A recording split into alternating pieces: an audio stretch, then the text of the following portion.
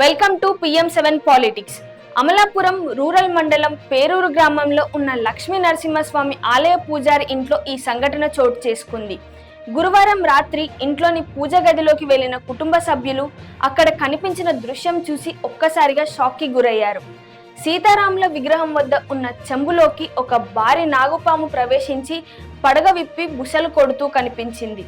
ఒకవైపు భయం, మరోవైపు భక్తి, ఇలా రెండు భావాల మధ్య పూజారి కుటుంబ సభ్యులు గందరగోళానికి గురయ్యారు. అయితే తమ ఇంట్లో సీతారాముల వద్ద నాగపాము దర్శనం ఇవ్వడం దైవ సంకేతంగా భావిస్తూ భక్తి పారవశ్యంలో మునిగిపోయారు. ఈ విషయం స్థానికులకు తెలియడంతో వెంటనే స్నేక్ క్యాచర్ గణేష్ వర్మకు సమాచారం అందించారు. అక్కడికి చేరుకున్న గణేష్ వర్మ పామును పట్టుకునేందుకు ప్రయత్నించగా అది మాత్రం చాలాసేపు పట్టుబడకుండా ముప్పు తిప్పలు పెట్టింది. సుమారు గంటన్నర పాటు సాగిన ప్రయత్నం తర్వాత ఎట్టకేలకు ఆ నాగుపామును సురక్షితంగా పట్టుకొని అటవీ ప్రాంతంలో విడిచిపెట్టారు. ప్రస్తుతం ఈ ఘటనకు సంబంధించిన వీడియో సోషల్ మీడియాలో వైరల్ అవుతోంది. ఇదిలా ఉండగా నిపుణులు మాత్రం హెచ్చరిస్తున్నారు.